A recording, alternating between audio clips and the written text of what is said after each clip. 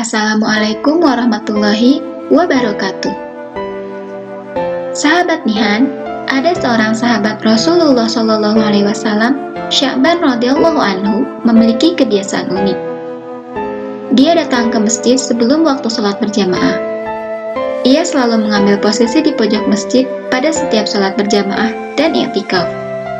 Alasannya, selalu mengambil posisi di pojok masjid karena ia tidak ingin mengganggu atau menghalangi orang lain yang akan melakukan ibadah di masjid. Kebiasaan ini sudah difahami oleh semua orang, bahkan Rasulullah sendiri. Siapakah dia? Sebelum lanjut, silahkan klik subscribe dulu ya, dan aktifkan notifikasinya agar kamu dapat video terbaru dari kami. Namanya adalah Sya'ban radhiyallahu anhu. Ia adalah salah satu sahabat Nabi yang tidak pernah ketinggalan sholat berjamaah walaupun rumahnya sangat jauh dari masjid. Pada suatu pagi, saat sholat subuh berjamaah akan dimulai, Rasulullah SAW merasa heran karena tidak mendapati Sya'ban radhiyallahu anhu pada posisi seperti biasanya. Rasul pun bertanya kepada jamaah yang hadir, apakah ada yang melihat Sya'ban? Tapi tidak ada seorang pun yang melihat Sya'ban radhiyallahu anhu. Sholat subuh pun sengaja ditunda sejenak untuk menunggu kehadiran Sya'ban. Namun, yang ditunggu belum datang juga. Karena khawatir sholat subuh kesiangan, Rasulullah pun memutuskan untuk segera melaksanakan sholat subuh berjamaah. Hingga sholat subuh selesai pun, Sya'ban belum datang juga.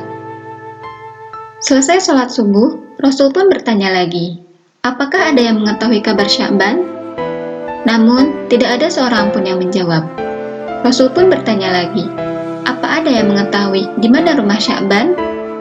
Seorang sahabat mengangkat tangan dan mengatakan bahwa dia tahu persis di mana rumah Sya'ban. Rasulullah sangat khawatir terjadi sesuatu terhadap sahabatnya tersebut, meminta diantarkan ke rumah Sya'ban. Perjalanan dari masjid ke rumah Sya'ban cukup jauh dan memakan waktu lama, terlebih mereka menempuh dengan berjalan kaki. Akhirnya, Rasulullah dan para sahabat sampai di rumah Sya'ban pada waktu sholat duha, kira-kira 3 jam perjalanan. Sampai di depan rumah Sya'ban, beliau mengucapkan salam, dan keluarlah wanita sambil membalas salam. Benarkah ini rumah Sya'ban? Tanya Rasulullah. Ya benar, ini rumah Sya'ban, saya istrinya, jawab wanita tersebut. Bolehkah kami menemui Sya'ban radhiyallahu anhu yang tidak hadir saat sholat subuh berjamaah di masjid pagi ini? Ucap Rasul. Dengan berlinang air mata, istri Sya'ban radhiyallahu anhu menjawab, beliau telah meninggal tadi pagi. Inna lillahi wa inna ilaihi raji'un, jawab semuanya. Satu-satunya penyebab Sya'ban tidak hadir sholat subuh di masjid adalah karena ajal menjemputnya. Beberapa saat kemudian, istri Sya'ban radhiyallahu anhu bertanya, ya Rasulullah, ada sesuatu yang jadi tanda tanya bagi kami semua, yaitu menjelang kematiannya, dia berteriak 3 kali dengan masing-masing teriakan disertai 1 kalimat. Kami semua tidak paham apa maksudnya. Apa saja kalimat yang diucapkannya? Tanya Rasulullah. Di masing-masing teriakannya, dia berucap kalimat, aduh, kenapa tidak lebih jauh? Aduh, kenapa tidak yang baru? Aduh, kenapa tidak semua? Jawab istri Sya'ban. Rasulullah SAW pun melantunkan ayat yang terdapat dalam surat Qaf ayat 22. Sesungguhnya, kamu berada dalam keadaan lalai dari hal ini, maka kami singkapkan daripadamu hijab yang menutupi matamu, maka penglihatanmu pada hari itu amat tajam.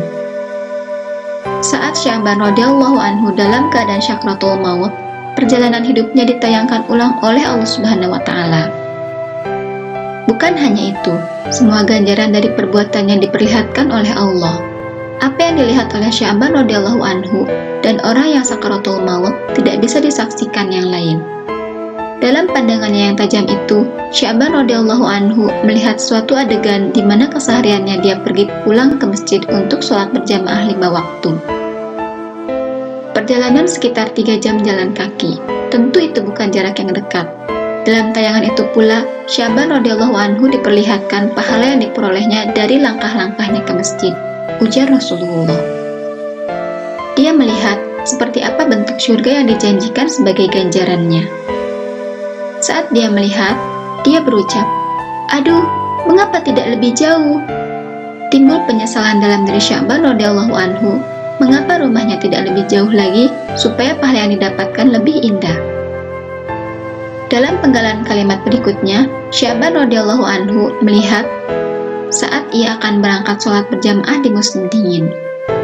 Saat ia membuka pintu, berhembuslah angin dingin yang menusuk tulang. Dia masuk ke dalam rumahnya dan mengambil satu baju lagi untuk dipakainya. Dia memakai dua baju. Sya'ban memakai pakaian yang bagus, baru, di dalam, dan yang jelek, butut, di luar. Dia berpikir, jika kena debu, tentu yang kena hanyalah baju yang luar. Dan sampai di masjid, dia bisa membuka baju luar dan sholat dengan baju yang lebih bagus. Ketika dalam perjalanan menuju masjid, dia menemukan seseorang yang terbaring, yang kedinginan dalam kondisi mengenaskan. Sya'ban pun iba dan segera membukakan baju yang paling luar, lalu dipakaikan kepada orang tersebut. Kemudian dia memapahnya ke masjid agar dapat melakukan sholat subuh bersama-sama. Orang itu pun selamat dari mati kedinginan dan bahkan sempat melakukan sholat berjamaah. Sya'ban radhiyallahu anhu pun kemudian melihat indahnya surga yang sebagai balasan memakaikan baju bututnya kepada orang tersebut. Kemudian dia berteriak lagi, "Aduh, kenapa tidak yang baru?" Timbul lagi penyesalan di benak Sya'ban radhiyallahu anhu. Jika dengan baju butut saja bisa mengantarkannya mendapat pahala besar, sudah tentu dia akan mendapatkan yang lebih besar jika dia memberikan pakaian yang bagus. Berikutnya, Sya'ban radhiyallahu anhu melihat lagi satu adegan. Saat dia hendak sarapan dengan roti yang dimakan dengan cara mencelupkan dulu ke dalam segelas susu. Bagi yang pernah ke Tanah Suci tentu mengetahui ukuran roti Arab, sekitar 3 kali ukuran rata-rata roti Indonesia. Ketika baru saja ingin memulai sarapan, muncullah pengemis di depan pintu yang meminta sedikit roti karena sudah 3 hari perutnya tidak diisi makanan. Melihat hal itu, Sya'ban radhiyallahu anhu merasa iba. Ia kemudian membagi 2 roti tersebut dengan ukuran sama besar, dan membagi 2 susu ke dalam gelas dengan ukuran yang sama rata. Kemudian mereka makan bersama-sama. Allah Subhanahu wa Ta'ala kemudian memperlihatkan Sya'ban radhiyallahu anhu dengan surga yang indah. Melihat itu pun, Sya'ban radhiyallahu anhu teriak lagi, "Aduh, kenapa tidak semua?" Sya'ban radhiyallahu anhu kembali menyesal. Seandainya dia memberikan semua roti itu kepada pengemis tersebut, pasti dia akan mendapatkan surga yang lebih indah. Masya Allah, Sya'ban bukan menyesali perbuatannya, melainkan menyesali mengapa tidak optimal. Sesungguhnya, pada suatu saat nanti, kita semua akan mati, akan menyesal dan tentu dengan kadar yang berbeda. Bahkan, ada yang meminta untuk ditunda matinya, karena pada saat itu, barulah terlihat dengan jelas konsekuensi dari semua perbuatannya di dunia. Mereka meminta untuk ditunda sesaat karena ingin bersedekah. Namun, kematian akan datang pada waktunya, tidak dapat dimajukan dan tidak dapat diakhirkan. Wallahu a'lam bishawab.